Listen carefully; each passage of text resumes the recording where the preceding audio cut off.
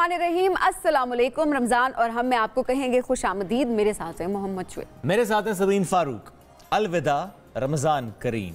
अलविदा इसलिए कह रहे हैं चूँकि आज जिस तरह जुम्मतुल विदा यानी बाबरकत महीने का आखिरी जुम्मा, वैसे तो अल्हम्दुलिल्लाह अल्लाह का लाख शुक्र कि अल्लाह ने हमें ये घड़ियाँ, ये सातें नसीब फरमाई, ये जुम्मा हमारे नसीब में आया।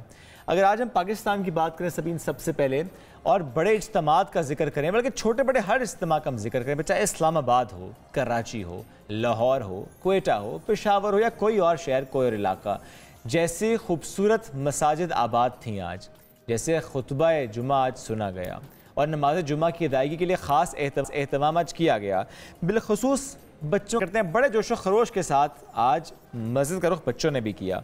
ज़ाहिर है पेरेंट्स बच्चों को लेकर जाते हैं, बिलखुसूस वो मसाजिद जहाँ पर हम देखते हैं कि ख़वातीन के लिए भी एक एहतमाम होता है, फिर आप देखते हैं कि वो बच्चे भी, बच्चियाँ भी सब जारी होती हैं, सब लोग वहाँ पर जमा होते हैं और जाहिर है अलग अलग इंतजामात भी किए जा रहे होते हैं। तो ऐसे में रूह परवर मनाजिर जो थे वो देखने को मिले, लोगों ने खुतबा भी सुना और वही वाली बात है कि जितना हम सीख सकते हैं, समेट सकते हैं, वो हम सीखते भी हैं, समेटते भी हैं।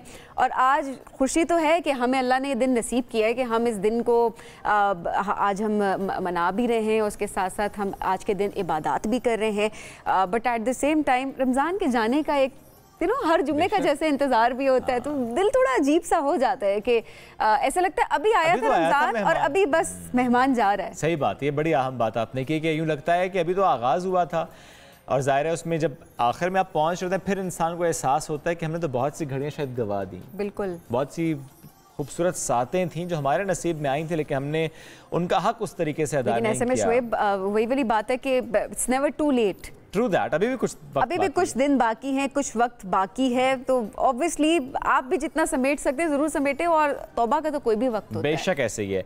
और ऐसे जब हम इज्तिमात की बात कर रहे हैं तो अगर बड़े इज्तिमात की बात करें तो क्यों ना हम आपको मक्का लेकर जाएं, क्यों ना आपको हम मस्जिद नबवी के मनाजिर दिखाएं, मस्जिद हराम और मस्जिद नबवी जहाँ पर नमाज जुम्मा के रूह परवर इज्तिमात हुए और ज़ाहिर है वहाँ पर हम देख रहे हैं कि हज़ारों लाखों जो ज़ायरीन थे वहाँ पहुँचे थे। अब ऐसे में आखिरी इश्रे में कुछ स्टैट्स हमारे सामने आए हैं सबीन।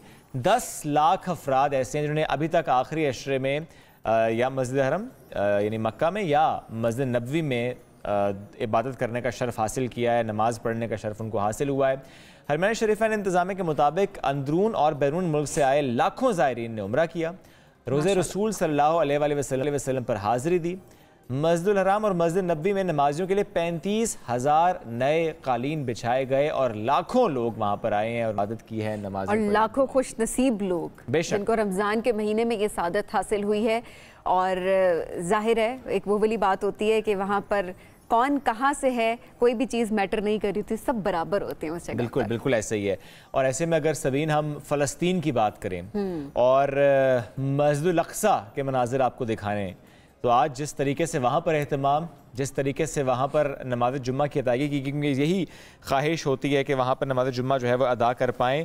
और इससे पहले कई बार जब नमाज़ पढ़ने की कोशिश करते हैं तो जिस तरह से उनको तकलीफ़ का सामना करना पड़ता है, मुश्किलात का सामना करना पड़ता है, वो हमारे सामने। मैं एक हदीस पढ़ रहा था सबीन कि हज़ूर पाक सल्लल्लाहु अलैहि वसल्लम ने बैतुल मक़दस शहर के रहने वालों को मुजाहिद फ़ी सबीलिल्लाह के बराबर का सवाब हासिल होने का जिक्र किया। उन्होंने इरशाद फरमाया, इसका मफ़हूम है कि मेरी उम्मत का एक गिरोह हमेशा हक़ पर साबित कदम रहते हुए गालिब रहेगा और अपने दुश्मनों को मखूर करता रहेगा।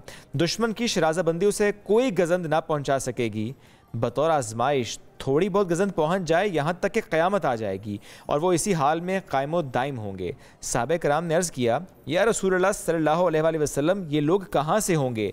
नबी करीम सल्लल्लाहु अलैहि वसल्लम ने जवाब दिया, ये लोग बैतुल मक़दस के बाशिंदे होंगे, ये बैतुल मक़दस के अतराफ़ रहते होंगे। तो अभी ये मनाजिर भी आपको हम दिखा रहे हैं, नमाज जुम्मा की अदायगी, और हज़ारों मुसलमान वहाँ पर उन्होंने नमाज अदा की है। और ऐसे में कितनी मुश्किलात उनके लिए, वहाँ पर रहने वालों के लिए, हम क्योंकि इससे पहले जब गज़ा की बात करते आए हैं, पिछले कई महीनों से करते आए हैं, जो गज़ा पर मज़ालिम ढाए जाते रहे हैं। अब ऐसे में रोज़ाना की बुनियाद पर कुछ ख़बरें आती हैं। तो एक शेफ़ हैं, मशहूर शेफ़ हैं, ज़ूमी, गज़ा में मौजूद थे और ये वो हैं जिनके बारे में याद करा दूं आपको। सिंध में इन्होंने सैलाब मुतासरीन में खाना तकसीम करने वाली मशहूर शेफ़ हैं जी, शेफ़ ज़ूमी इनका नाम है। इनके हवाले से भी खबरें सामने आ रही हैं कि इसराइली हमले में ये जान बहक हो गई हैं। अच्छा, वर्ल्ड सेंट्रल किचन की शेफ़ ने 2022 में सिंध के गांव अलीपुर की बात की जाए, उसमें सैलाब मुतासरीन की मदद में बढ़ चढ़ कर हिस्सा लिया था और इनके लिए खाने तैयार किए थे। और अब जो इतलात सामने आ रही हैं वो ये हैं कि वो भी गुज़िश्ता दिनों गज़ा में इसराइली हमले में मारे जाने वाले 7 रज़ाकारों में शामिल हैं। अल्लाहु अकबर, अल्लाहु अकबर। ऐसी खबरें ज़ाहिर डेली बेसिस पर वहाँ से आ रही हैं। वहाँ रहने वालों के लिए ज़मीन कितनी तंग, लेकिन आप देखें कितनी रेजिलिएंट नेशन है वो, कितनी रेजिलिएंट नेशन है वो। जिस तरह बैतुल मक़दिस का भी हमने नज़ारा, और ऐसी बहुत सारी वीडियोस बच्चे की वीडियोस सामने आ रही होती है कि वो रुकने वाले नहीं हैं। जितने मज़ालिम भी ढाए जाएंगे लेकिन वो लोग हक पर खड़े रहेंगे। बेशक। आगे बढ़ते नाज़रीन इस ट्रांसमिशन में अपने अगले सेगमेंट की जानिब। लोग बना रहे हैं डेट स्ट्रॉबेरी स्मूदी, लेकिन उसमें एक थोड़ा सा ट्विस्ट है। सिंस हमारे पास वॉल्स की बहुत यमी, बहुत क्रीमी और बहुत मज़े की फ्लेवर्स की आइसक्रीम्स अवेलेबल हैं, तो हम डेट पेस्ट को स्वैप करेंगे और ये सरप्राइज एलिमेंट है, इसके लिए आपको रहना होगा शो में ताकि आपको पता चले कि किससे स्वैप करेंगे। ओके, वाइट चिकन चीज़ हांडी के लिए हम स्टार्ट करेंगे। सबसे पहले तो यहाँ हम ले रहे हैं डालडा का कुकिंग ऑयल और 1 से 2 टेबल स्पून ले लें और उसके अंदर हम ऐड कर देंगे अदरक लहसुन का पेस्ट 1 टेबल स्पून, 1/4 कप कर लें, 1 से 2 टेबल स्पून नहीं, 1/4 कप। और फिर हम इसमें ऐड कर देंगे अदरक लहसुन का 1 टेबल स्पून पेस्ट।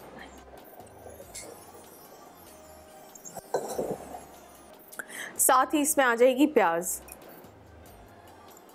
चॉप हुई हुई 1 प्याज,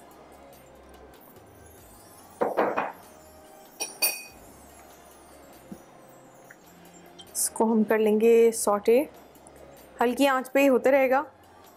मीनवाइल मैं एक तरफ ना अपना योगर्ट के अंदर मसाले वगैरह ऐड कर देते हैं। इधर हमारे पास है क्रीम हम ले रहे हैं 100 ग्राम्स। 250 ग्राम्स योगर्ट के अंदर हम 100 ml ऑफ क्रीम यूज़ करें, ठीक है। क्रीम ऐड कर देंगे इसमें, सारी चीज़ें इधर ही ऐड हो जाएंगी ताकि मिक्स करके फिर हम अपना मसाला उधर ऐड कर देंगे प्याज और अदरक लहसुन के पेस्ट के साथ। इसके अंदर 1 tablespoon chilli flakes add करेंगे, 1 टीस्पून काली मिर्च का पाउडर ऐड करेंगे, 1 टीस्पून तकरीबन नमक पे हल्का हाथ रखेंगे क्योंकि हमारे पास सिरका भी है। इसको आहिस्ता कर देते हैं।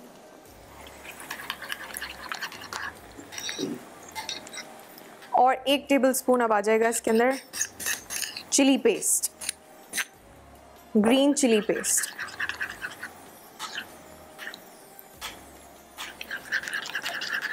थोड़ा सा इसको रनी करने के लिए मिल्क ऐड करेंगे यहाँ पे, तकरीबन 50 ml ऐड करें और फिर 50 रहने दें, बाद के लिए कि ज़रूरत पड़ेगी तो उसमें ऐड करेंगे, नहीं तो फिर रहने देंगे।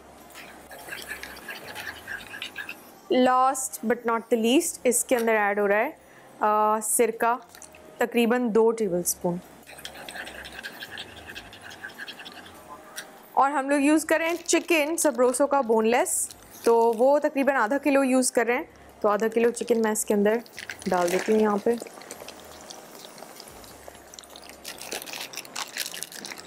वन kg का पैकेट है, आधा packet is 500 grams is what you will find on your recipe card.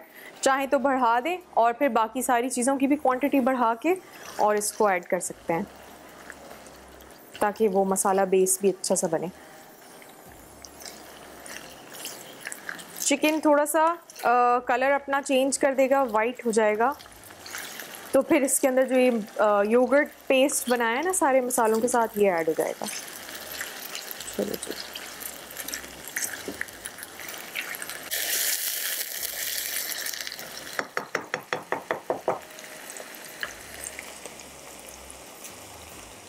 जो योगर्ट पेस्ट है वो आपने ऐड करना है स्लो आंच पे, क्योंकि योगर्ट फट भी जाता है जब अगर बहुत गर्म मिक्सचर में या बहुत तेज़ आंच पे ऐड करें तो वो फट जाएगा इससे बेहतर है कि वो उसको हल्की आंच पर ऐड करें ताकि टेम्पर हो जाए। Alright, so this here is done. I will now add the paste.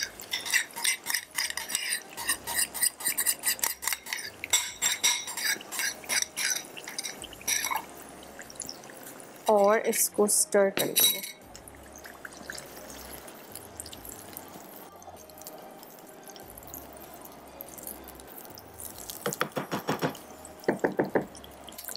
चलिए जी, जब तक ये हो रहा है तो हम आगे बढ़ेंगे अपने स्मूदी की तरफ।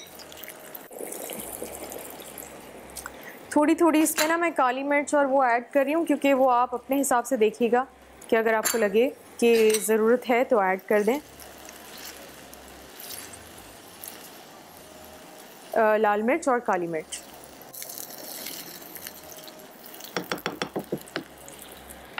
Before I move on to my smoothie, I'm gonna wash my hands with Lifebuoy.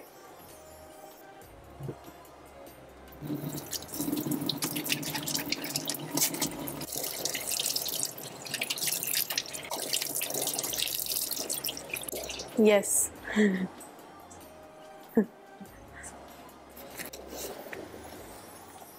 अच्छा जी, हम लोग बना रहे हैं स्ट्रॉबेरी स्मूदी और उसके अंदर हम लोग ऐड कर रहे हैं वॉल्स की rich and creamy Chaunsa mango. और लेट्स ग्रैब द पैकेट।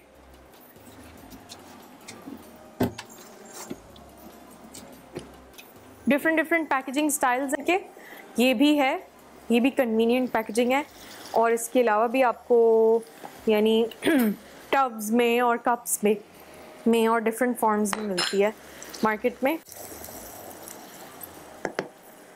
अच्छा जी, इसको हम बस सिंपली स्पून से स्कूप आउट कर लेंगे इसके अंदर। ये रहा।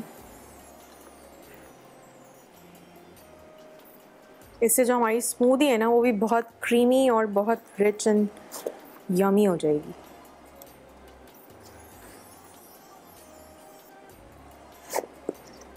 तकरीबन मैंने इसके अंदर 2 स्कूप्स ऐड कर दिए हैं और इसको दूर रख लेते हैं। अब इसमें जाएगा थोड़ा सा मिल्क,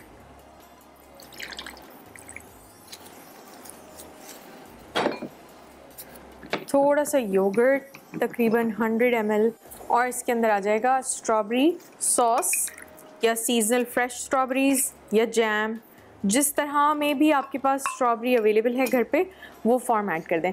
अच्छा, डेट एंड स्ट्रॉबेरी स्मूदी थी ये, लेकिन हमने उसको मैंगो आइसक्रीम से स्वैप किया, इसलिए वो नहीं डालेंगे, डेट पेस्ट नहीं डाल रहे हम।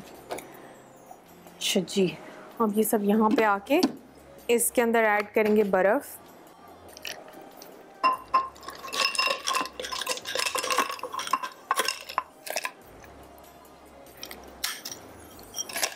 और अब इसको हम ऑन कर देंगे। ख़त्म। बिस्मिल्लाह।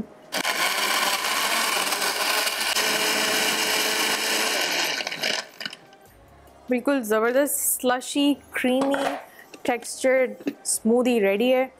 ज़बरदस्त। ये देखें ज़रा कितना नाइस एंड थिक बना है ये।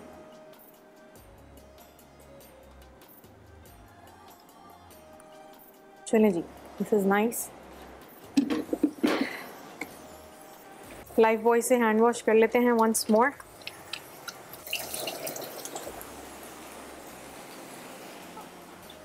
आपको लाइफबॉय देता है 100% जर्म प्रोटेक्शन। ज़रूरी है कि in between meals, preparation of different meals, you wash your hands so as to not exchange any flavors. खट्टे में मीठा नहीं, मीठे में खट्टा नहीं। अच्छा जी, इसके अंदर एक बहुत इम्पॉर्टेंट जो हमारी चीज़ हांडी का जो एलिमेंट है ना वो है चीज़। तो मैं इसके अंदर ना चीज़ ऐड कर देती हूँ ताकि ये भी मेल्ट हो जाए साथ साथ। और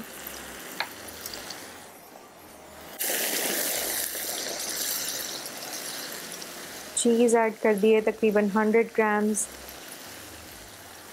जैसे ही चीज़ मेल्ट होगी तो ये ग्रेवी थोड़ी थिक हो जाएगी। और इसमें ऐड करेंगे थोड़ी सी हरी मिर्च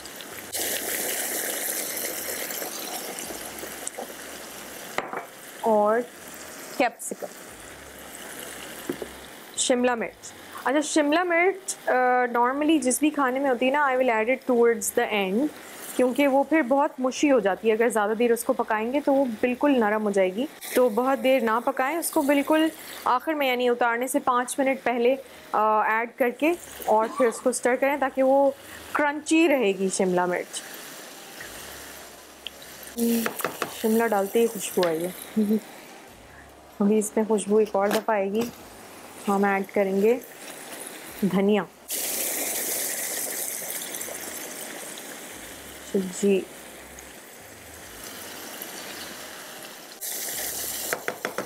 जबरदस्त जी, होते तकरीबन रेडी हो गया। सब इसको तैयार करें। सब थैंक यू सो मच। नाज़रीन इसको ट्राई भी करेंगे। ब्रेक लेंगे नाज़रीन, ब्रेक से वापस आते हैं, साथ रहिए। अब आपकी मुलाकात एक ऐसी शख्सियत से करवाने जा रहे हैं जो किसी भी तारुफ के मोहताज नहीं है। बहुत तवील अरसे से शोबिस इंडस्ट्री पर राज कर रहे हैं और अपनी खूबसूरत एक्टिंग और ज़बरदस्त और बहुत सारे टैलेंट है। गा भी बहुत अच्छा लेते हैं, बातें बहुत अच्छी कर लेते हैं और साथ साथ अगर देखा जाए तो बहुत अच्छे समझा बहुत अच्छा लेते हैं। तो जब भी कोई ऐसा मौका आता है ना शुएब के, हमें होता है कि लोगों को समझाना है और लोग रिलेट कर सके, तो हमारी कोशिश होती है जल्दी से उनके पास चले जाए और वो समझाने से पहले बच्चों के हवाले से। बिल्कुल ऐसे खालिद अनम साहब हमारे साथ मौजूद हैं और आज हम उनसे बात करेंगे कि किस तरह से बच्चों की तरबियत की जा सकती है रमज़ान के महीने में। बिल्कुल, अब जूंगे वैसे भी रमज़ान तो तकरीबन खत्म हो रहा है। खालिद भाई अस्सलाम वालेकुम, कैसे हैं आप? अस्सलाम वालेकुम शुएब, सबीन कैसे हैं बेटा, आप लोग ठीक हैं? अल्हम्दुलिल्लाह बिल्कुल ठीक ठाक। रमज़ान की तो ज़ाहिर आप देखें, आप बिल्कुल आखिरी से घड़ियाँ हैं, आखिरी चंद दिन, और ऐसे में आज का दिन भी बड़ा अहम, बहुत ही खूबसूरत दिन जुम्मतुल विदा। तो मैं खालिद भाई इसी से गुफ्तगू का आगाज़ करूँगा। ये महीना ज़ाहिर जहाँ हम बात करते हैं कि रहमतों का महीना, बरकतों का महीना, सवाब जितना आप कमा लें उसका महीना, ऐसे में जब हम तरबियत की बात करते हैं तो ज़रा पूरा साल आप तरबियत कर रहे होते हैं, लेकिन जब एक माहौल बना होता है खालिद भाई हमारे आसपास, उस माहौल में बच्चों की तरबियत कितनी सहूलत होती है?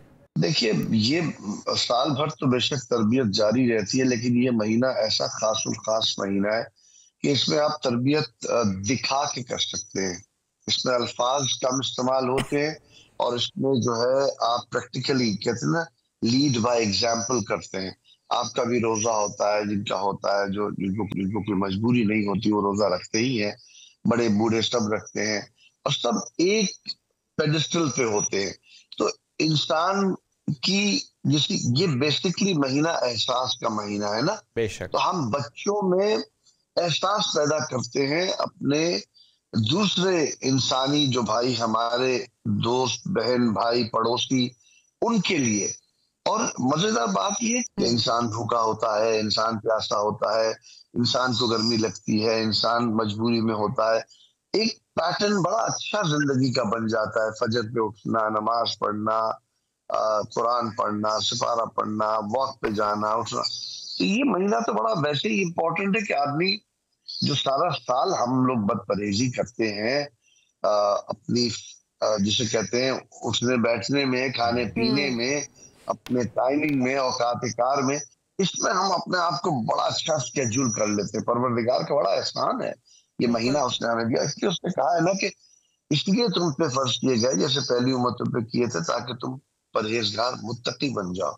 बिल्कुल बिल्कुल खालिद साहब। अच्छा, अब ऐसे में ज़ाहिर है बहुत सारे वालिदैन वो अपने बच्चों की एक तरबियत तो एक तरह से कर ही रहे होते हैं और बच्चों की नमाज के औकात, और बहुत सारे बच्चे जो हैं वो पहली मर्तबा ज़ाहिर उन्होंने रोज़ा भी रखा होता है, लेकिन अब ज़ाहिर है इख्तिताम होने वाला है माह रमज़ान का, बट किस तरह से वो मेंटेन कर सकते हैं आगे चल के कि जो रूटीन बच्चों की उन्होंने सेट की है, जो तरबियत उन्होंने बच्चों की है, वो बच्चे आगे पूरा साल उसको लेकर चलें? देखिए, इसमें सबसे बड़ी बात, सबसे अव्वल और सबसे मजबूत किरदार वालिदैन का ही होगा। अगर वालिदैन इसमें यह है कि भाई आज ही रोए, चलो पार्टी टाइम शुरू, इधर फेंका उधर किया, वही बदपरहेजियां शुरू कर देंगे, तो फिर तो बात नहीं बनेगी। इसमें यह है कि वालिदैन को खुद भी उस तरबियत को जो एक माँ में पूरी अल्लाह पाक ने उनकी की है उसको बरकरार रखे, उसको मेंटेन रखे। तो जब वो मेंटेन रखेंगे बच्चे ऑटोमेटिकली करेंगे। उनको ये ना कहें कि बस इस महीने कर लो, बाकी तो देखा जाएगा, 11 महीने मजे करो यार, 3 बजे सो के उठो, 12 बजे सो के उठो, छुट्टियां हैं तो पूरी रात जागते रहो। हमारा ये रूटीन बड़ी बुरी है। आप जाए, आप तो गए भी हैं, जो जाते भी हैं, वेस्टर्न ममालिक में, मगरबी ममालिक में, जिनको हम पता नहीं किस वजह से अच्छा नहीं समझते, वहां पे ये तरबियत सूरज के साथ उठते हैं, सूरज के साथ गुरूब होते हैं। अगर हम अपने आप को नेचर से हम आंग कर लें, फितरत से हम आंग कर लें कि हमने सुबह उठना, और इससे बेहतर क्या, ये तो अल्लाह का करम है कि उसने हमें मुसलमानों के घर पैदा कर दिया, वरना हमने तो कोई ऐसे सुखाब के पर नहीं लगे हुए थे ना। वो चाहता तो हमें कहीं और भी बना देता, कुछ और बना देता। तो एक हमें हेड स्टार्ट मिल गया है कि हम एक मुसलमान के घर पैदा हुए हैं, तो चलो हमने अपने बुजुर्गों को देखा नमाज पढ़ते हुए, हमने अपने बुजुर्गों को देखा रोजा रखते हुए, सुबह मॉर्निंग वॉक करते हुए, जल्दी सोते हुए। अब जरा ये है कि मैं ये समझता हूँ आजकल के वालिदैन थोड़े से जिसे कहते हैं ना सुस्ती उनमें आ गई है, थोड़ा सा वो मोहब्बत का गलत माने ले रहे हैं, यानी वो ज्यादा ढील दे रहे हैं। मोहब्बत का ये मतलब नहीं है कि आप अपनी औलाद को किसी कुएं के दहाने पे लाके धक्का दे दें। मोहब्बत का मतलब यह है कि सीधी राह पे लगाएं, कोशिश करें, मुस्तकबिल उनका समझ जाएगा। आपकी जो हमारे अल्लामा इकबाल ने कितना अच्छा कहा है ना कि अपनी मिल्लत पर कयास अक़वाम मगरिब से न कर, खास है तरकीब में कौमे रसूल हाशमी। तो हमारे पैगंबर सल्लल्लाहु अलैहि वसल्लम की तालीमात हैं, असहाब कराम की तालीमात है, उनको फॉलो करें, देखिए बड़ा अच्छा बन जाएगा मामला। बेशक। खालिद भाई, यू एज अ फादर, क्या चैलेंजिंग टाइम जब आया आपने उसको कैसे ओवरकम किया? क्योंकि अभी हम जब आज के पेरेंटिंग की बात करते हैं, कहते हैं बहुत चैलेंजिंग हो गई है पेरेंटिंग। हम अक्सर ये बात भी करते हैं, अच्छा जी देन और नाउ, ये कंपैरिजन नहीं होना चाहिए, क्योंकि पहले के हालात और अब के डायनामिक्स में फ़र्क। तो मुझे अपना फर्स्ट हैंड एक्सपीरियंस शेयर कीजिएगा, यू एज अ फादर क्या चैलेंजिंग रहा आपके लिए? देखिए, चैलेंजिंग तब भी था, चैलेंजिंग अब भी है और रहेगा। पेरेंटहुड खत्म नहीं होता, you can't stop being a parent. ये नहीं हो सकता कि मेरे बच्चे का निकाह हो गया तो मैं कहूँगा मैं बाप नहीं रहा। मैं तो 90 साल का 100 साल का हो जाऊंगा, बच्चा मेरा 60 साल का हो जाएगा, मैं फिर भी बाप रहूंगा। ये छुट्टी नहीं होती माँ बाप की, ये वो सबक है, कहते ना उसको छुट्टी ना मिली जिसने सबक याद किया। तो आपको छुट्टी नहीं मिलने वाली, और आपकी जिम्मेदारी है कि आप, और मैंने हेड ऑन लिया उसको। मुझे अच्छी तरह याद है, मैं एक चैनल में, निजी चैनल में जॉब करता था। जब मेरा बड़ा बेटा 13 साल का हुआ, मेरी वाइफ ने कहा कि देखिए ये लड़के हैं दोनों, और ठीक है मैं माँ हूँ, मेरी बेटी होती तो मैं जरूर उसको ज्यादा ध्यान देती। आप मर्द हैं और मर्द को मर्द ही ज्यादा समझ सकता है, देखें आप। मैंने वो रिजाइन किया उस जॉब से। अच्छा। क्योंकि आपको पता है, आपके चैनल में होते हैं कि जाने का टाइम है ना आने का टाइम है, तो उसमें यह है कि घर निगलेक्ट नहीं होना चाहिए। बच्चों के सामने एक रूटीन कायम करनी चाहिए, रखनी चाहिए। कोशिश तो करें, आगे कामयाबी अल्लाह देता है, हेड ऑन ले। ये नहीं कह रहे कि यार मैं बहुत थका हुआ, मैं नहीं जा सकता। पेरेंट टीचर मीटिंग है, मैं ये नहीं कह सकता कि भाई तुम चले जाओ यार, मैं बहुत थक गया हूँ यार। हाँ, हमारी बेगम ने बहुत सारा साथ दिया, यू हैव टू। आप ये नहीं कह सकते। अल्हम्दुलिल्लाह मैं बबांग दोहल ये कह सकता हूँ without any fear of contradiction कि मेरे बच्चे स्कूल कॉलेज जब जाते रहे, उनकी 100% उनकी अटेंडेंस रही है। कभी किसी भी वजह से नागा नहीं हुआ। हेल हाई वाटर, तूफान, आंधी, बारिश, कुछ भी हो, हमने छुट्टी नहीं कराई, क्योंकि हमारे बाप ने हमें नहीं कराई थी कभी। There is no such thing as छुट्टी। आप समझ मेरी बात? बिल्कुल। जिस तरह बड़ों की छुट्टी नहीं होती, उन्होंने काम पे जाना ही जाना है भाई। आप ये नहीं कह सकते मैं छुट्टी करूंगी आज, या मैं आज छुट्टी करूंगा, मैं नई न्यूज पढ़ने जाऊंगा। तो इसलिए छोटों को भी छुट्टी का कॉन्सेप्ट नहीं होना चाहिए ना। हमारे यहाँ तो ठीक है छुट्टी, कोई जीत गया छुट्टी, कोई हार गया छुट्टी, कोई झंडा लहरा दिया छुट्टी, कोई नहीं लहराया छुट्टी। हमारा सही है, बिल्कुल। ऐसे बच्चे में डिसिप्लिन आता है, जाहिर है। लेकिन जाहिर है जब बच्चा बीमार है तो वो भी थोड़ा सामने रखना पड़ता है कि उस टाइम पे तो छुट्टी बनती है उसकी। बहुत हमें तो बीमार हो चल सकते जो मर्जी हो, छुट्टी नहीं है। तो मैंने खान साहब ने जो दो दुख सहे, वो कह रहे हैं सारे वो दुख सहे, सारे बच्चे स्कूल जाएंगे, जो कि अच्छी बात भी है। उसका फल खा रहे हैं, अल्हम्दुलिल्लाह, अल्हम्दुलिल्लाह फल मिल रहा है, बड़ा मीठा फल है। बच्चे डिसिप्लिन है, अपना अपना काम कर रहे हैं माशाल्लाह, और उम्मीद करते हैं कि वो भी अपनी औलादों को ऐसे रखेंगे। बिल्कुल, ये बहुत अहम बात है। ये वाकई जब हमने देखा हो कि हमारे पेरेंट्स ने इसे सख्ती तो कहूँगा, लेकिन ये बड़ी हमारे हक में जाती है कि अच्छा छुट्टी नहीं करनी, लेजी नहीं होना, एक्टिव रहना है, स्कूल जाना है। ये हल्का फुल्का पेट का दर्द, सर का दर्द, बुखार, नज़ला, ये नहीं, इस पे छुट्टी नहीं बनती, आप स्कूल जाएं। वो अलग बात है। अब स्कूल वाले कहते हैं कि आपका बच्चा खांसी कर रहा है, इसको ना भेजें स्कूल। जी हाँ, वो स्कूल वाले भी ढीले हो गए ना, असल में मसला ये है। आपको अच्छी तरह याद होगा, आई एम श्योर, आप खैर आप तो बहुत छोटे हैं मुझको, लेकिन हमारे यहाँ ऐसा, हमारे तो हमें मार भी पड़ती थी स्कूल में। मैं ये तो नहीं कह रहा कि बच्चों को मारा जाए, लेकिन सख्ती, इतनी सख्ती कि सुधार पैदा हो। जैसे एक हदीस है, पाक है कि बाप की जो झाड़ और मार है वो ऐसी ही काम करती है औलाद पे जैसे पौधे में खाद, ज्यादा डालेंगे जल जाएगा, कम डालेंगे तो नशोनुमा नहीं होगी। वो जाहिर है बैलेंस क्रिएट करना बहुत ज्यादा जरूरी होता है। बैलेंस होगा तो बच्चे भी वो डिसिप्लिन, वो बैलेंस अपनी जिंदगी में सीखेंगे। बड़ी अहम खूबसूरत बात। खादब आपसे एक फरमाइश करने वाले हैं आप, अब ये शुएब की फरमाइश है। मुझे इशारा किया कि आप कह दें रोजे में ऐसी फरमाइश ना करो। समझ गए। आवाज माशाल्लाह आपकी इतनी खूबसूरत है, माह रमजान भी है, तो अगर कोई खूबसूरत सा कोई कलाम आप हमें सुना सके, कोई 2 लाइन। मैं आपको एक नात के जी जरूर खालिद भाई, जरूर जी। सनाए नबी दे रही है सहारे, सनाए नबी दे रही है सहारे, मेरी फिक्र अब तोड़ लाएगी तारे, कब आएंगे हिस्से में यार हमारे, मदीने के शामों सहर प्यारे प्यारे, सनाए नबी तेरा लुत्फ वो है कि तूफान खुद ही।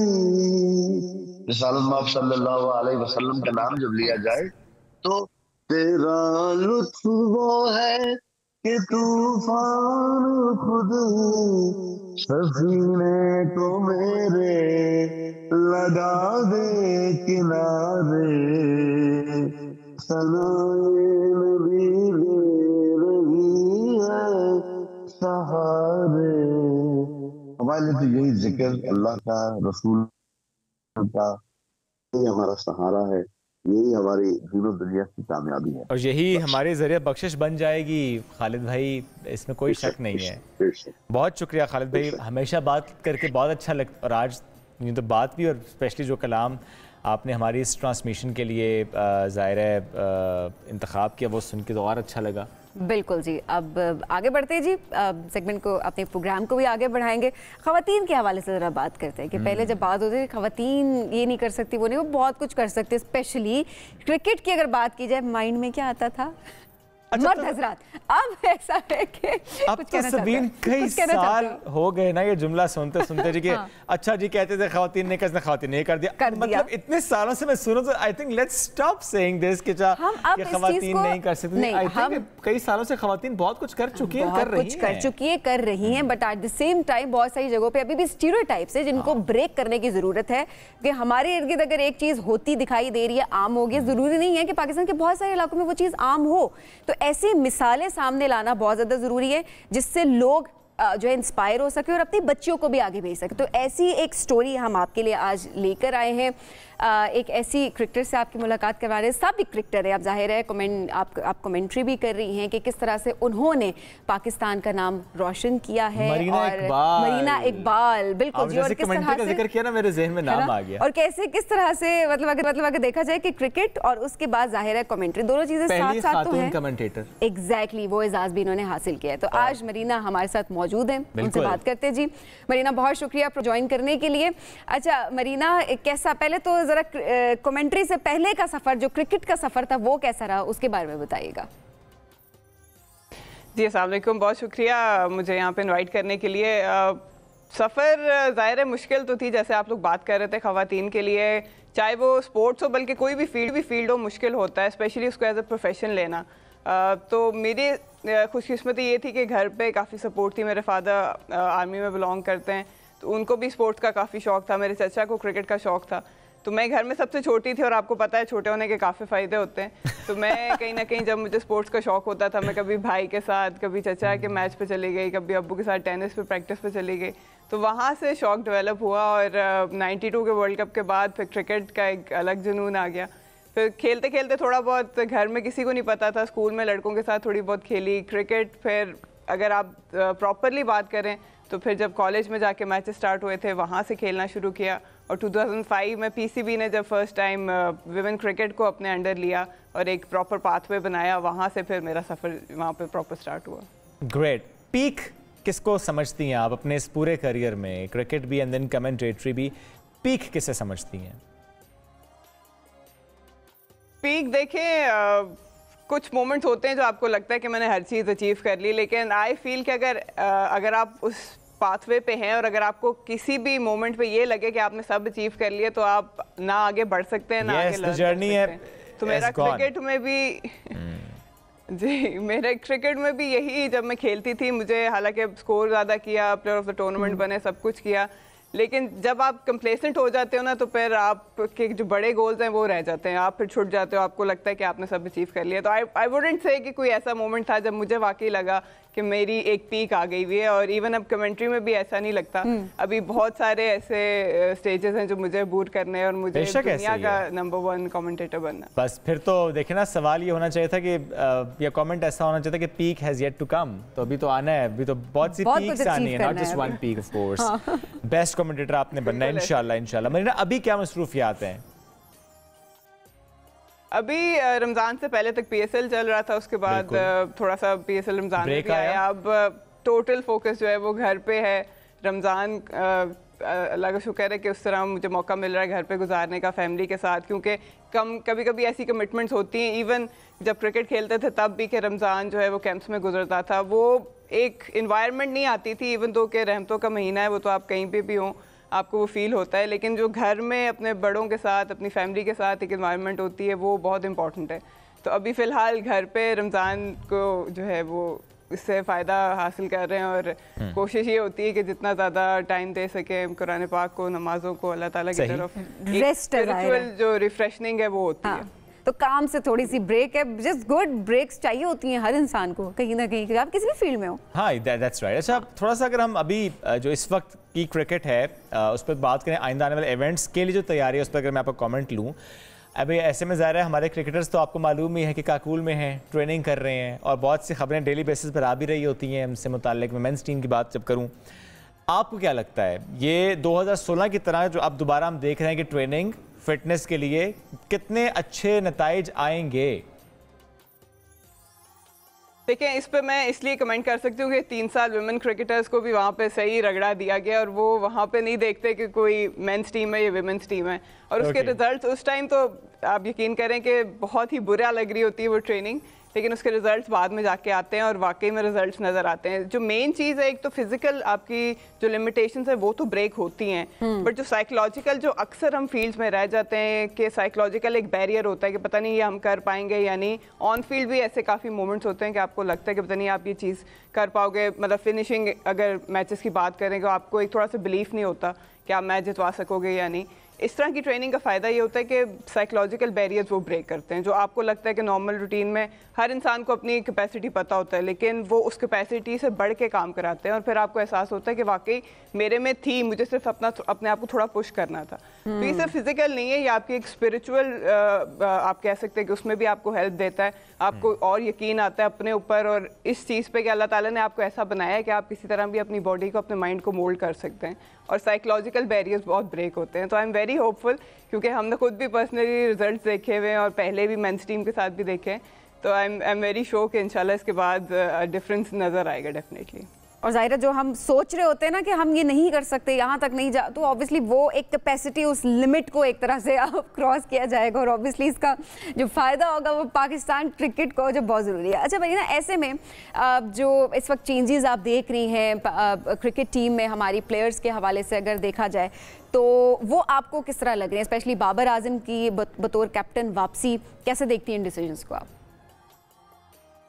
लेकिन बाबर आजम नो डाउट सिर्फ पाकिस्तान के नहीं, दुनिया के एक नंबर 1 बैटर हैं और जिस तरह उन्होंने उनकी प्रोग्रेस आई है, आई थिंक एक प्लेयर जब इस तरह एक प्रॉपर पाथवे से खुद डेवलप होकर आता है, एक सेल्फ मेड प्लेयर होता है, उसको बहुत अच्छे से अवेयर होता है कि कौन सी जगह पे कौन सा प्लेयर स्ट्रगल कर रहा है। और ऐसा अच्छा मरीना, बात को मुकम्मल भी कीजिएगा जरा, हम बाबर आजम से मुतालिक भी बात कर ऐसे में ऐड भी कर दूं, ये जो बहुत सी खबरें बाहर आती हैं कि टीम के अंदर बॉन्डिंग नहीं है, टीम के अंदर डिवीजन है। आज चूंकि शाहीन का ऐसा ट्वीट भी है जिस पर बहुत सी बातें होना शुरू हो गई कि बड़े मायने ख्वाहिश ट्वीट उन्होंने कर दिया है।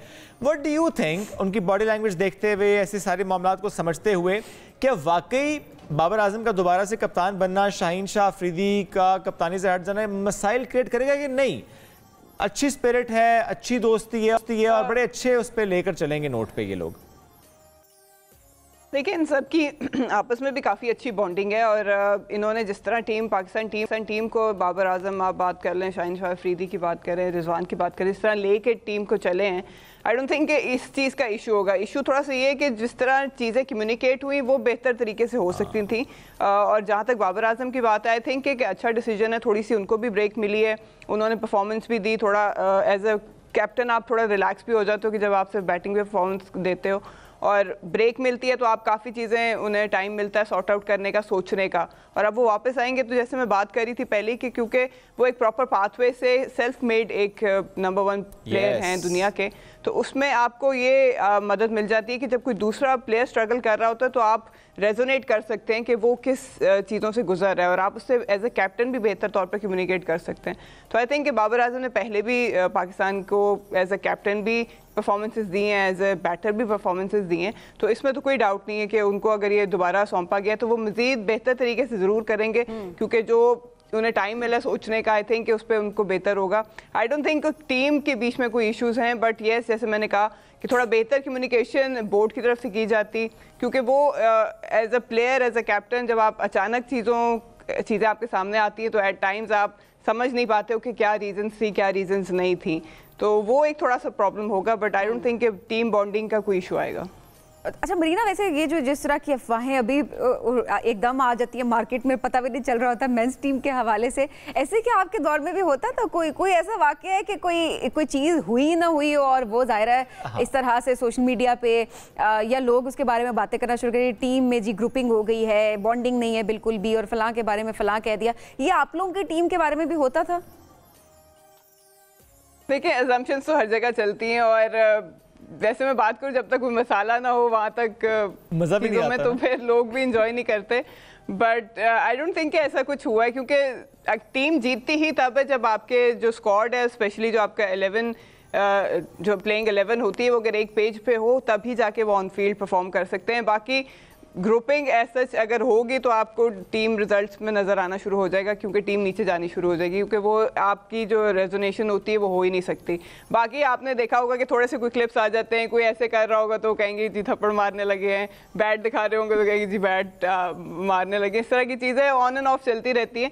But as a player, as a professionals, हम सब आई एम श्योर के इस चीज़ को बहुत अच्छी तरह से अवेयर होते हैं कि इन चीज़ों से दूर रहा जाए तो बेहतर है। बट वही बात है कि किसी चीज को कोई रंग दे देना, ये तो एज अ पार्ट ऑफ कोई भी दे देता है, ऑब्वियसली वो तो चलता रहेगा कभी ना कभी, वो रुकने वाला never ending process. True that. अच्छा मरीना, वैसे आपका फेवरेट क्रिकेटर स्टार कौन है? मैं अगर मेंस टीम की बात करूं,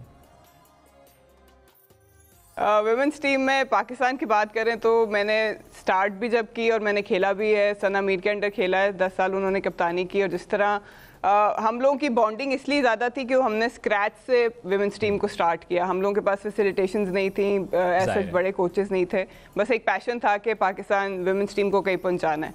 तो जिस तरह उन्होंने लीड किया, एक दूसरे को जेल करके रखा, कम्युनिकेशन की, तो मैंने ऑलमोस्ट पूरा साल, आई थिंक पूरा टाइम, 1 साल शायद नहीं खेला, बाकी मैंने सना मीर के अंडर खेला और वही हमारी इंस्पिरेशन रही है। उन्होंने और अगर मेंस टीम पे ये सवाल करूं, वहां से कौन सा ऐसा प्लेयर जो बहुत इंस्पायर करता रहा है?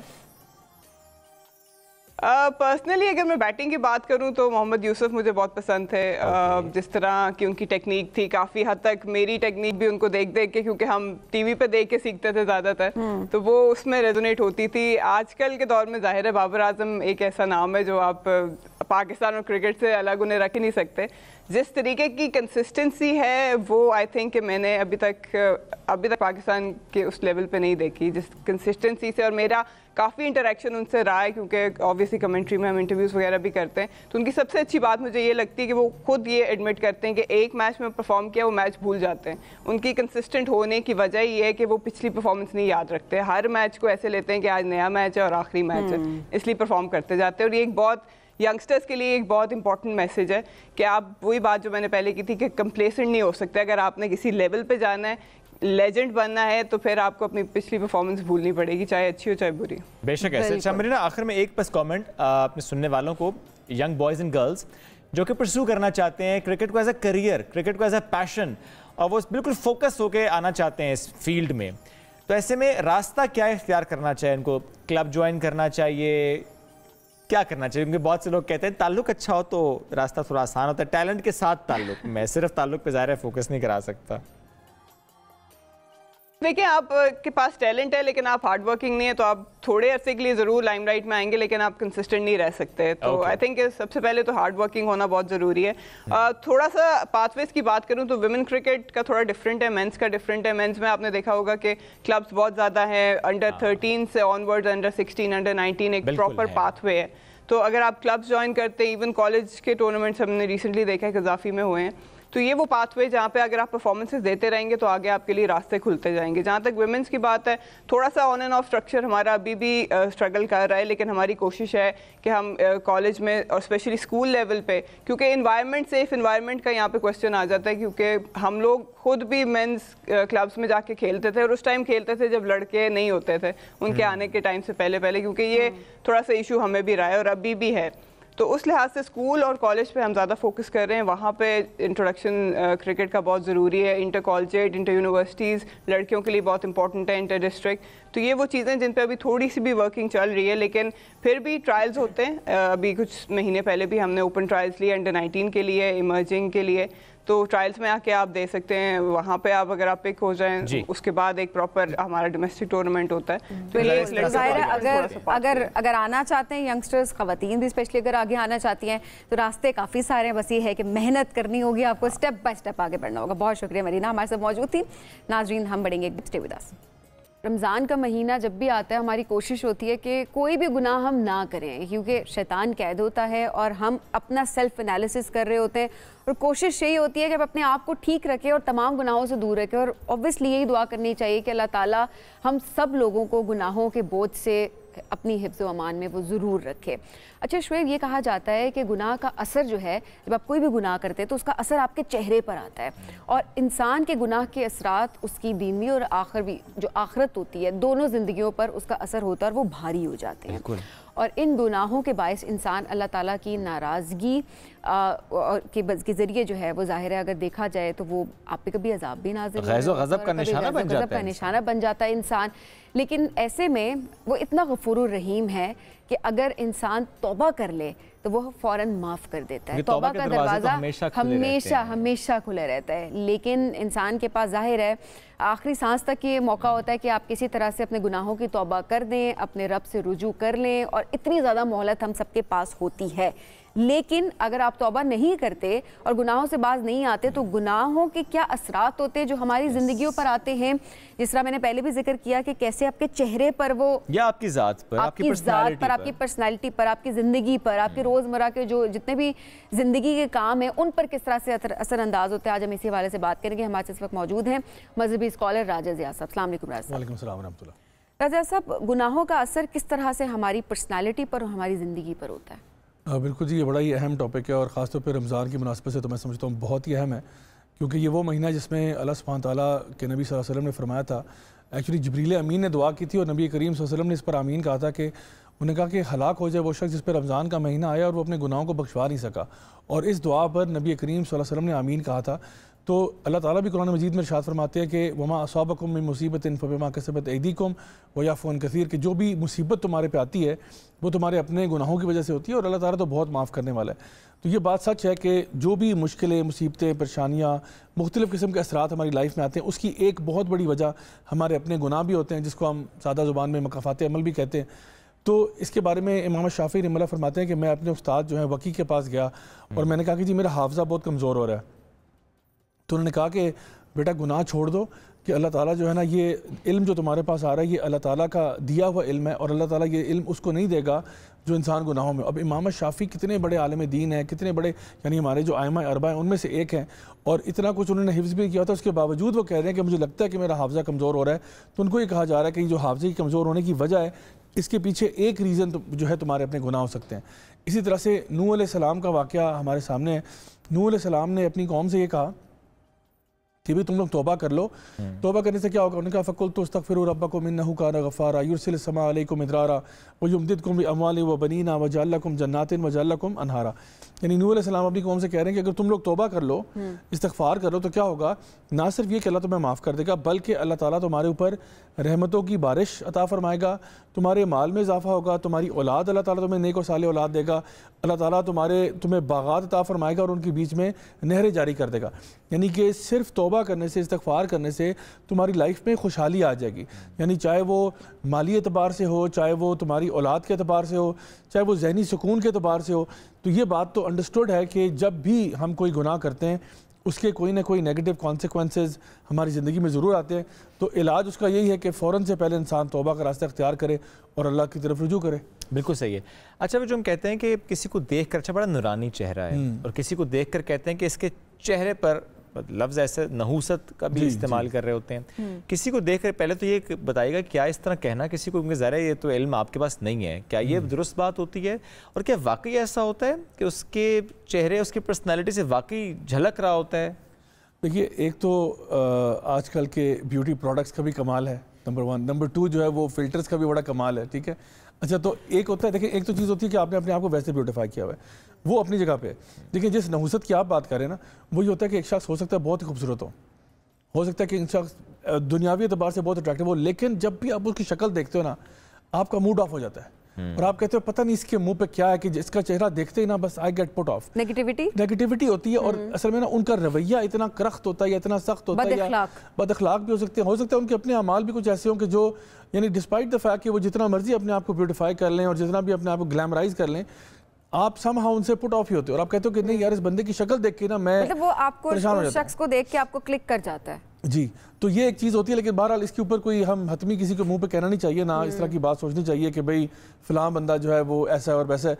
अक्सर लोग यहाँ पे आपको पता है कि दीन के नाम के ऊपर बहुत ज़्यादा, अगर किसी बंदे ने फ्रॉड भी करना हो तो वो भी बहुत सारा ब्यूटिफिकेशन करके आ जाते हैं और आपको ये लगता है कि जी माशाल्लाह बड़ा ही नूरानी चेहरा है, लेकिन असल में उनके पीछे क्या चीज़ें छुपी हुई हैं वो अल्लाह ही बेहतर जानता है। तो इसलिए मैं समझता हूँ कि कुछ हद तक तो ये बात यानी इसमें एक बहुत बड़ी हकीकत है कि इंसान अपने अमाल से ज़्यादा जाना जाता है। हो सकता है एक बंदा एवरेज लुकिंग हो, लेकिन जब भी आप उनको देखते हो आप मुस्कुरा उठते हो, आप खिलखिला उठते हो, आपको खुशी होती है उसका चेहरा देख कर के भाई ये इंसान जो है ना, ये जब आता है तो रौनक बिखर जाती है पूरे घर में।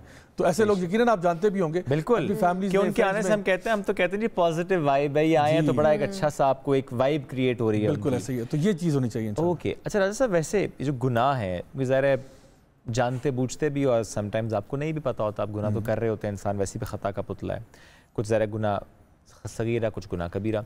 क्या ऐसा होता है कि ये गुनाह मुख्तलिफ़ अशकाल में सामने आते हैं, इनके असरात मुख्तलिफ़ तरीक़ों से सामने आते हैं, ज़ाहिरी तौर पर इंसान के पर्सनैलिटी में तो नहीं, बट अदरवाइज़? सही, बिल्कुल। इब्न माजा की एक हदीस है जहाँ पे नबी करीम सल्लल्लाहु अलैहि वसल्लम ने ये बात इरशाद फरमाई कि किसी भी कौम ने जिसने फाशी, बदकारी, उरियानी वाले काम किए हों, ऐसा कभी नहीं हुआ कि किसी कौम ने ऐसे गुनाह बिलउमूम किए हों और अल्लाह ताला ने उनके ऊपर ऐसी बीमारियां ना भेज दी हों जो ना उन्होंने ना उनके बाप दादा ने कभी सुनी थी। तो गुनाहों का एक नतीजा क्या होता है, जब ख़ास तौर पे वो फाशी वाले गुनाह जो हैं, ऐसी बीमारियां माशरे में आती हैं जो पहले आपने कभी सुनी भी नहीं थी। जिस तरह आज आप देखें तो STDs की पूरी एक क्लासिफिकेशन है, सेक्शुअली ट्रांसमिटेड डिजीज़, उसमें HIV, एड्स और कौन कौन सी बीमारी शामिल है। ये क्यों होता है? जब आप अल्लाह ताला के बताए हुए अहकामात को तोड़ते हो, गुनाहों के अंदर लाइफस्टाइल जो है ना अपनाते हो, तो ये होता है। इसी तरह आपने फरमाया कि जब भी तुम अल्लाह और उसके रसूल की किताब के यानी अल्लाह ताला और उसके रसूल के अहकामात के मुताबिक फ़ैसले करना छोड़ दोगे तो अल्लाह ताला तुम्हारे दुश्मन को ताकतवर कर देगा और वो तुम्हारे ऊपर हावी हो जाएंगे और वो तुम्हारा माल और असबाब गसब करके ले जाएंगे और यानी तुम्हारे लिए ज़िल्लत और रसवाई का मामला होगा।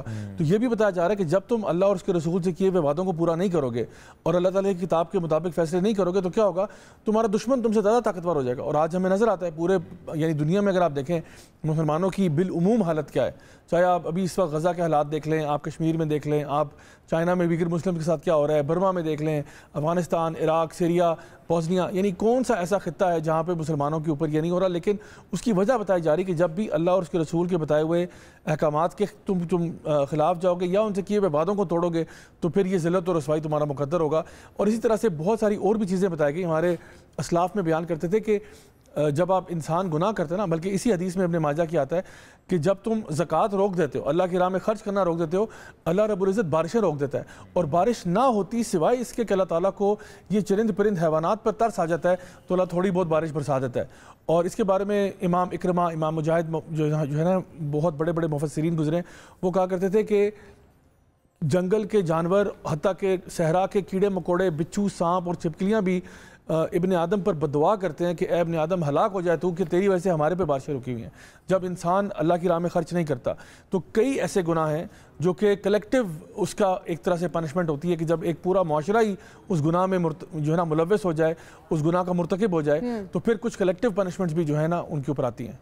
अच्छा, अब अक्सर हम ये कह रहे होते हैं कि अगर कोई बच्चा है या किसी की औलाद है और उसके साथ कोई मुश्किल है, वो फिज़िकली भी हो सकती है, मेंटली भी हो सकती है, या कोई भी मिसहैप अगर ज़िंदगी में हो रहा है, तो अक्सर हम कह रहे होते हैं ना कि ये इसके बाप के गुनाहों की वजह से है, इसकी माँ के गुनाहों की वजह से। अक्सर औकात हम अपने माशरे में भी ऐसे अल्फाज सुनने को हमें मिल रहे होते हैं कि हम कहते हैं कि जी ये आज आप ये कर रहे हैं, कल को आपकी औलाद भुगतेगी। क्या ये ऐसा भी होता है? देखिए, इसमें एक तो पहली बात ये कि हम कौन होते हैं किसी को ये सर्टिफिकेट देने वाले कि यानी आमतौर पे माशरे में क्या रवैया पाया जाता है कि दूसरे पे जो मुसीबत आती है हम कहते हैं ये इसके देखा ना करतूत ही ऐसे थे, अब देखो ना ये हो रहा है। हमारे पे मुसीबत आती है हम कहते हैं ये अल्लाह की तरफ से आजमाइश है। सही बात, अल्लाह हमें आजमा रहा है। नहीं, हम हमारे गुनाहों का असिला नहीं मिल रहा, हमारे करतूत खराब नहीं है।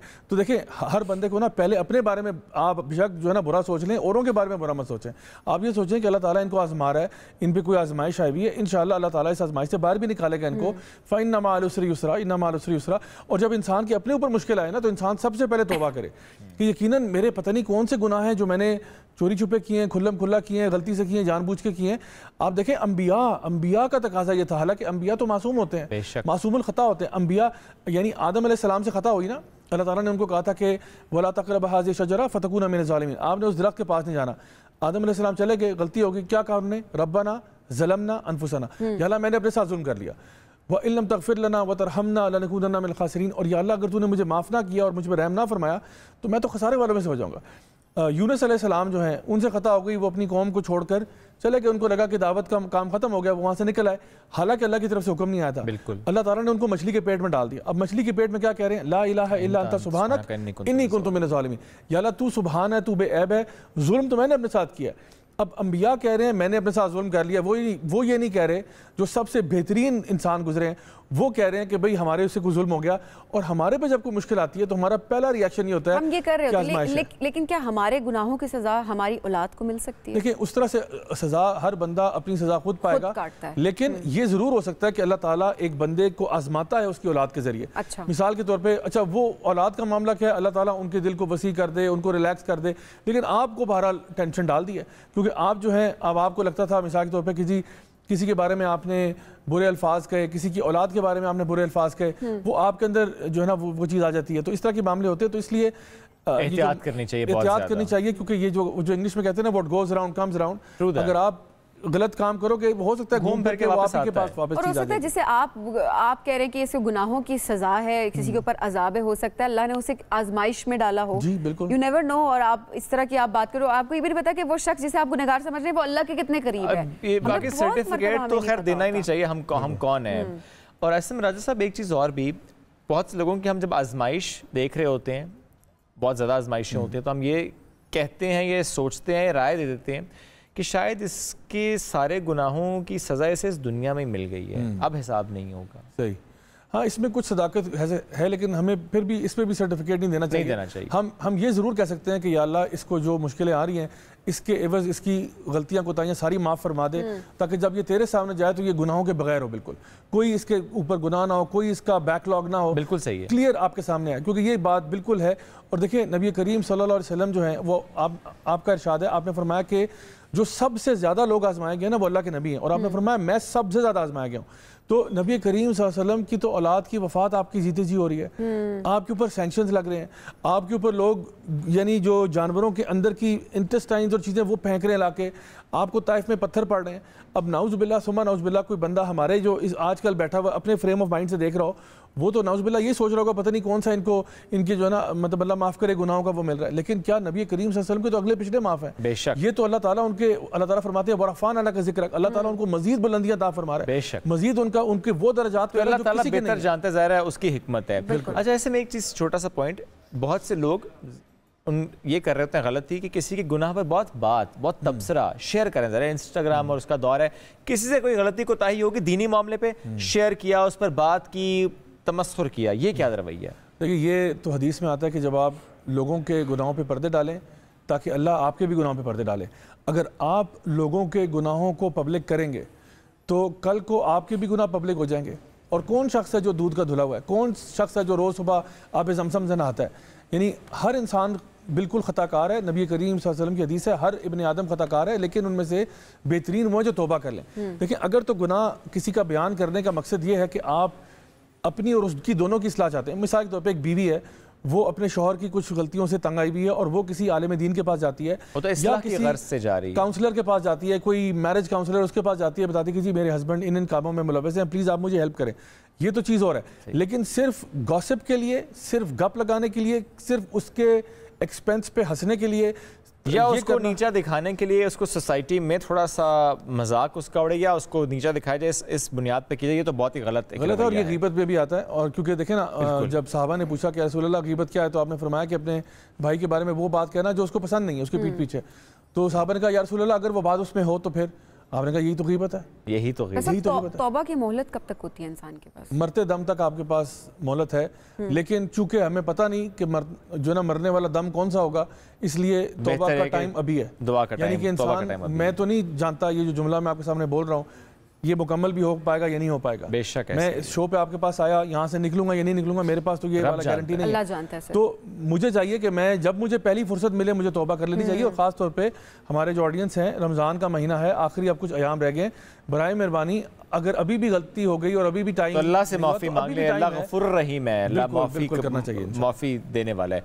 राज साहब बहुत शुक्रिया, साथ मौजूद थे, साहब मौजू पर हमसे गुफ्तगू कर रहे थे। ब्रेक लेंगे नाज़रीन, ब्रेक से वापस आते हैं साथ में क़ससुल अंबिया, जिसके सिलसिले में आज हम बात करेंगे हज़रत याहिया अलैहिस्सलाम और हज़रत जर्जीस अलैहिस्सलाम की।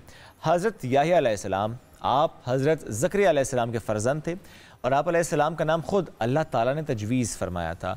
कुरान करीम की 4 सूरा ऐसी हैं जहाँ पर आपका ज़िक्र है, 5 मरतबा आपका तज़किरा हुआ।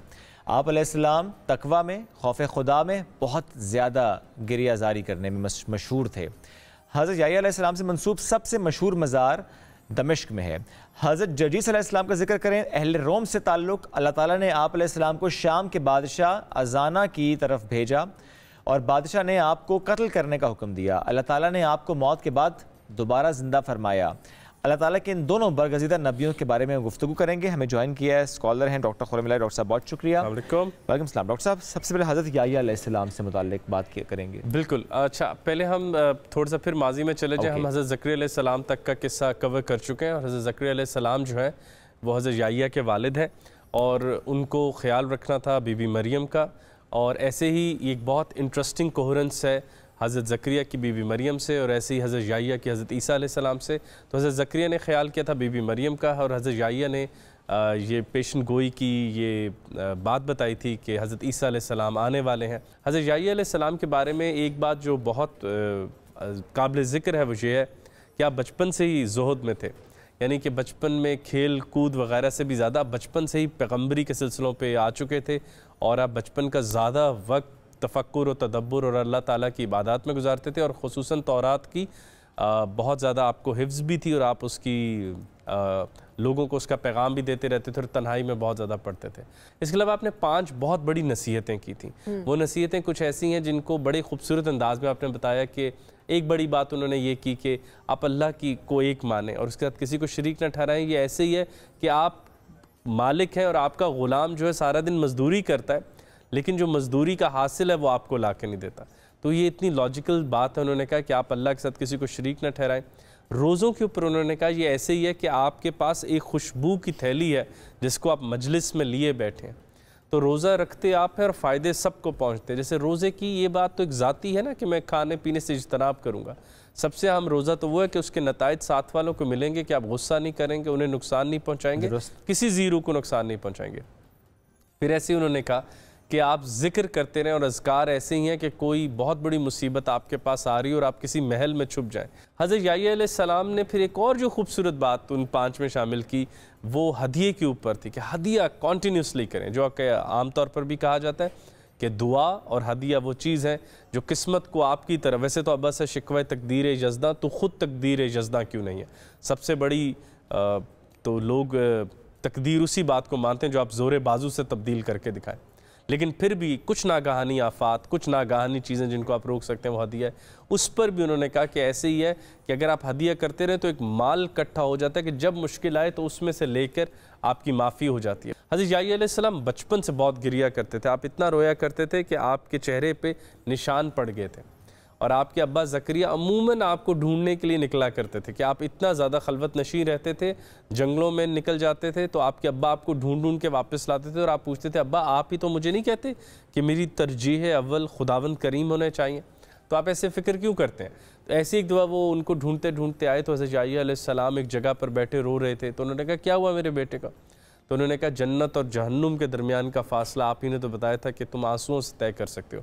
वो आंसू जो आप अल्लाह ताला की याद में कि एक महबूब जिसको मैं नहीं देख पा रहा, जिसने मुझे ये सारी जान बख्शी और मेरे मोहब्बत के तमाम रिश्ते उसी की वजह से तय हुए हैं। यानी मैं जिस माँ और बाप से मोहब्बत, औलाद से मोहब्बत और जिस शय से करता हूँ वो इसी वजह से कि मेरे पास एक एग्जिस्टेंस है जिसमें वो उसने अता किया, तो मैं इनके लिए जान देने को फिरता हूँ, तो उसको याद करके कितना रोता हूँगा।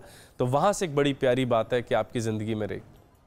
लेकिन फिर हुआ वही जो कि हमारे तमाम सामीन नाज़रीन को बिल्कुल रेडी रेफरेंस के तौर पे हज़रत ईसा की ज़िंदगी में अगली किस्तों में पता चल जाएगा कि यहूद ने नसारा ने तो नहीं लबी, लेकिन यहूद ने अपने पैगंबरों को कत्ल करने का एक तरीका ढूंढ रखा था कि वो उनको मार देते थे जो भी उनको सही रास्ते पे लाता था। हमने हज़रत ज़करिया अलैहिस्सलाम का देखा कि जो एक दरख्त में छुपे, याह्या के वालिद हैं, और उनको काट दिया गया, हत्ता कि दरख्त को 2 हिस्सों से काटा गया। ऐसी ही कुछ मुश्किल हज़रत ज़करिया अलैहिस्सलाम पर आई जब बादशाह वक्त ने अपनी भतीजी से शादी करने की ख्वाहिश ज़ाहिर की और वो ख़त्म और उस ख्वाहिश से पीछे नहीं हट रहा था। तो हज़रत याह्या अलैहिस्सलाम ने एक कैंपेन किया, बहुत ज़ुहद की ज़िंदगी गुजारते थे। कहा जाता है कि आप नेकोकारों के सरदार समझे जाते हैं कि हर आदमी ने कोई ना कोई कमी कोताही गुनाह ज़रूर किया होता है, लेकिन रसूल फरमाते हैं कि याह्या के ज़िम्मे कुछ भी नहीं है कि उन्होंने अपनी बचपने से इतनी प्योर ज़िंदगी गुजारी। तो आपने बादशाह को मना फरमाया और फिर उसके बाद आपने कम्युनिटी को जैसे साथ लेते हैं वहाँ पे आपने बताया कि जो बादशाह है वो ये अमल जो कर रहे हैं ये काबिल कबूल नहीं है और एज़ पर द शरीयत ऑफ द तौरा it is not acceptable and it should not be accepted in the society. उसने बहुत मना कि आप नहीं माने। तो आखिरकार उस खातून ने जो कि चाहती थी कि मैं बादशाह की बीवी बन जाऊँ और पूरे इलाके पर हुकूमत करूँ, उसने बादशाह के आगे एक रक्स किया और उसके बाद उसने ये ख्वाहिश ज़ाहिर की कि मुझे, उन्होंने कहा मांगो क्या मांगते, तो उन्होंने कहा कि मुझे याह्या का सर दरकार है। तो ऐसे में हज़रत याह्या अलैहिस्सलाम को पकड़ा गया और आपको लाया गया और आपको एक लास्ट ऑप्शन दी गई। तो आपने वहाँ पर भी कहा कि मैं इस बात से पीछे नहीं हट सकता, क्योंकि एक पैगंबर की सबसे बड़ी बात यही है कि वो कॉम्प्रोमाइज़ नहीं कर सकते किसी भी सिचुएशन के। उनके लिए रियलिटी 1 और 0 होती है, उसका ग्रे एरियाज़ बीच में नहीं होते। ग्रे एरियाज़ हमारे लिए होते हैं, इफ्स एंड बट्स। तो उन्होंने उनका सर काटा और सर काट के एक तश्तरी में या एक ट्रे में पेश किया गया उस खातून को। जब से हम क़ससुल अंबिया लेकर शुरू हुए हैं अभी तक कसरत के साथ, और अगर एग्जैक्टली कहा जाए तो 90% हमने सिर्फ उन अंबिया को कवर किया है जो बनी इसराइल पर भेजे गए। और उनमें से मैक्सिमम को कत्ल करके दुनिया से भेजा गया और कत्ल करने में कोई फॉरेन फोर्सेस नहीं आई, मगर उन्हीं लोगों ने जिन पर मबूस किया गया। जिनकी रहनुमाई करने के लिए। और जो आपके इमीडिएट प्रॉफिट थे हज़रत मूसा अलैहिस्सलाम, वो चंद दिनों के लिए ऊपर गए तो पीछे एक प्रॉफिट छोड़ कर गए हज़रत हारून अलैहिस्सलाम, तब भी आपने फ़ौरन एक बुत बना लिया। तो ये एक बहुत ही हिस्ट्री का एक इंटरेस्टिंग फैक्ट है कि बनी इसराइल वाले हदायत आमने सामने मौसूल होते हुए मौका दिया गया और फौरी प्रॉमिसेस दिए गए, नक़द के फैसले दिए गए, सामने खड़ा पैगंबर बता रहे, फिर पैगंबर को ये बार बार कहते थे मौज़ा दिखा। खैर उन्होंने मौज़े भी दिखाने शुरू कर दिए। जैसे याह्या अलैहिस्सलाम, उन्होंने इतनी प्यूरिटन लाइफ गुजारी, इतनी पाक ज़िंदगी गुजारी कि आपको यकीन ही नहीं आता कि एक आदमी, एक शख्स बचपन से ही नेकी के रास्ते पे हो जाए। अच्छा, आपने क्योंकि बताया कि हज़रत ईसा अलैहिस्सलाम आएंगे तो बहुत ज़्यादा चीज़ें मुमासलत भी है आप दोनों के दरमियान, जिसमें एक बड़ी बात यह है कि हज़रत ईसा ने भी बहुत बचपन में गुफ्तगू शुरू की थी अपनी वालदा की गवाही देने के लिए। ऐसे हज़रत याह्या अलैहिस्सलाम भी बहुत बचपने में ही उस तरफ जुड़ गए थे। तो इंजील मुक़द्दस में इनको जॉन द बैप्टिस्ट के नाम से जाना जाता है। दूसरे पैगंबर जिनका मुख्तसर जर्जीस अलैहिस्सलाम, हज़रत जर्जीस अलैहिस्सलाम का जिक्र कुरान मजीद फ़ुरक़ान हमीद में तो हमें नहीं मिलता, लेकिन क़ससुल अंबिया की किताबों में और तारीख़ के तमाम हवालों में मुस्लिम फ़लसफ़ी, मुहक्किकीन और तफसीर लिखने वालों ने इनका जिक्र किया है। तो एक बादशाह था जो उस ज़माने में एक बुत की परस्तिश में पड़ गया, तो उसकी तरफ हज़रत जर्जीस अलैहिस्सलाम को भेजा गया और वो जिस बुत की परस्तिश करते थे उसको अफलून कहा जाता था। तो हज़रत जर्जीस अलैहिस्सलाम ने वहाँ पहुँच के उसको तबलीग की और कहा कि तुम सही रास्ते पे आ जाओ। और उन्होंने एक बात की उसको, कि ये जिसकी तुम परस्तिश करते हो इसकी तो आंखें भी नहीं हैं, इसके तो कान भी नहीं, इसका तो मुंह भी नहीं है, तो इससे तुम कैसे बात करते हो। तो बादशाह ने आगे से तंज़ में कहा कि देखो, तुम मुझे जिसका पैगाम देने आए उसने मुझे बादशाह बनाया और तुम फ़कीर। ये एक बड़ी इंटरेस्टिंग बात है। उसने फिर 7 मसाइब से आपको, 7 मुश्किलात से गुजारा, 7 जिस्मानी मुश्किलात से आपको गुजारा, जिसमें पहले में कुछ ऐसे था कि उनके जिस्म से गोश्त को उतारा गया, आपने वो सरवाइव किया और वो वापस आए तो बड़ा हैरान हुआ। और आप तो ये चाहते थे कि वो देखे और इस बात का फैसला बादशाह खुद करे। अब तुम बताओ कि बादशाह कौन है, यानी शाह कौन है, who is the real king? वो जिसको अल्लाह डायरेक्ट फैज़ दे रहा है, या वो जिसको चंद अरसे की एक ऐसी कायनात जो इंट्रोपी के असूल पर खड़ी है उसके अंदर थोड़ी देर की सल्तनत मिल जाना? कौन सी बादशाहत होगी वो कायनात जो पूरी की पूरी खसारे में जा रही हो? तो 7 बड़े मसाइब से उसने उनको गुजारा, जिसमें उनको गर्म तेल की तरफ डाला गया। हज़रत जर्जीस अलैहिस्सलाम की तरफ भी ये बात कहा जाती है कि आपके ऊपर भी ऐसी कई मुश्किलात लाई गई जो हज़रत ईसा अलैहिस्सलाम ने अपने आखिरी अदवार में सही, और ख़ुसूसन में मीखें ठोकना। तो हज़रत जर्जीस अलैहिस्सलाम के भी जिस्म में 7 मेखें भी ठोकी गईं और आपने उनको भी सर्वाइव किया। एक दफ़ा आपको गर्म तेल में डाला गया, आपने उसको भी सर्वाइव किया और आप बार बार अल्लाह की बात करते रहे। और हर मुश्किल में आपको अल्लाह ताला का पैगाम दिया जाता था कि आपने सरेंडर नहीं करना। बेशक आपका अल्लाह आपसे राज़ी है और उसको पलट देना तो बहुत आसान बात है, लेकिन लोग आपकी कंसिस्टेंसी देखें कि अल्लाह अपने नेक बंदों को कैसे नवाजता है, और ताकत वो जो जिस तरह उसने हासिल की हुई है ये तो हासिल करना कोई मुश्किल काम ही नहीं, लेकिन आप अपने लोगों को कॉन्टीन्यूसली वो बात देते रहें।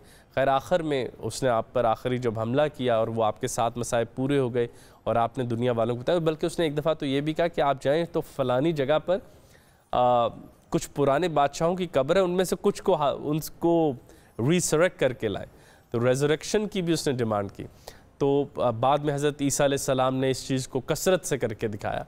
तो हज़रत जर्जीस अलैहिस्सलाम ने वहाँ गए, रोज़े रखे, इबादत की, और फिर जब रिक्वेस्ट की अल्लाह ताला से तो वहाँ पर रिजरेक्ट भी हुए वो बादशाह जो जा चुके थे, और वो उठे और उन्होंने भी कहा कि हम यहूद से थे और हमने अपने पैगम्बरों का नाम माना। और एक ने तो ये रिक्वेस्ट भी की कि आप क्या मेरे लिए शफात की दुआ कर सकते हैं, आप इतने जलीलुल कद्र पैगम्बर हैं अल्लाह के और वो आपकी इतनी सुनते हैं। खैर वो बादशाह तब भी ना माना, और हत्ता कि इतने मौज़ात देख के बादशाह की करीबी फैमिली में जब उसकी बीवी भी ईमान ले आई तो उसने सबसे पहले अपनी बीवी को कत्ल करवाया, और उसके बाद उसने हज़रत जर्जीस अलैहिस्सलाम पर आखिरी हमला किया और आपके जिस्म को पारा पारा करके आपको इस दुनिया फ़ानी से आपको भेजने का वक्त हो गया था वैसे भी, और आखिरकार आपका ज़िंदगी का सफ़र मुकम्मल हुआ। हज़रत जर्जीस अलैहिस्सलाम की ज़िंदगी से भी हम यही बात सीखते हैं कि जैसे तमाम पैगम्बरों ने मुसीबतें सही, लेकिन ज़िक्र अल्लाह ज़रूर करते रहे। जैसे आज एक और पैगम्बर का हमने ज़िक्र हज़रत याह्या का किया, तो आपके चेहरा मुबारक को जैसे तश्तरी पर रखा गया, तो इसको बार बार आर्ट्स में, लिटरेचर में शामिल किया जाता है कि वो उस वक्त भी ज़िक्र हक़ करता रहा। तो हज़रत जर्जीस अलैहिस्सलाम से भी हम यही सीखते हैं, और हज़रत याह्या अलैहिस्सलाम से भी हम यही सीखते हैं कि आखिर में रह जाएगा नाम अल्लाह का। बेशक ऐसी है। खुर्रम भाई बहुत शुक्रिया।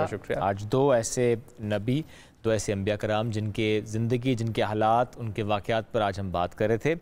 आप अपने फीडबैक जरूर दीजिएगा। इस सेगमेंट का एक ब्रेक की तरफ बढ़ेंगे नाजरीन, ब्रेक से वापस आते हैं, साथ रहिए। आज हमारी इस ट्रांसमिशन में नाते रसूल मकबूल सल्लल्लाहु अलैहि वसल्लम पेश करने की सादत हासिल करेंगे शहरियार नासिर। अस्सलाम वालेकुम, कैसे हैं आप?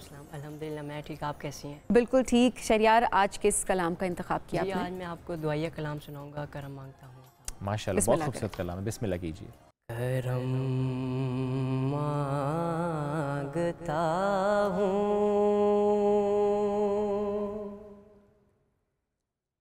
अता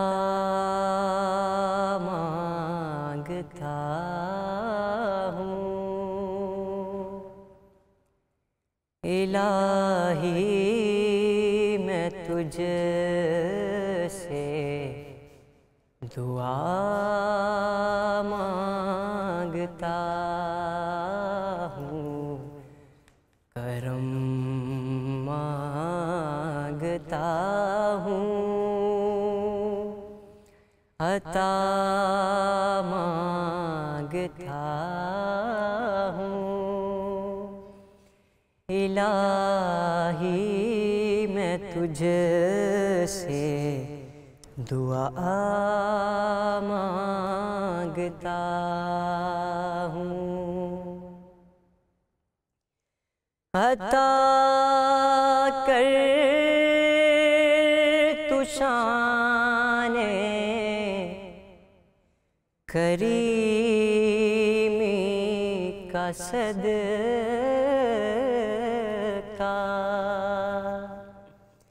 अता कर तू शाने रहीमी का सदका, ना मांगूंगा तुझसे तो मांगूंगा कैसे, तेरा हूँ मैं तुझसे दुआ मांगता हूँ, करम मांगता हूँ, अता मांगता हूँ, इलाही मैं तुझसे दुआ मांगता हूँ। नाज़रीन, इसी के साथ आज की ट्रांसमिशन से इजाज़त दीजिए। अपनी दुआओं में हम सबको भी याद रखिए, न जाने किसकी दुआ किसके हक में कबूल हो जाए। अल्लाह हाफ़िज़।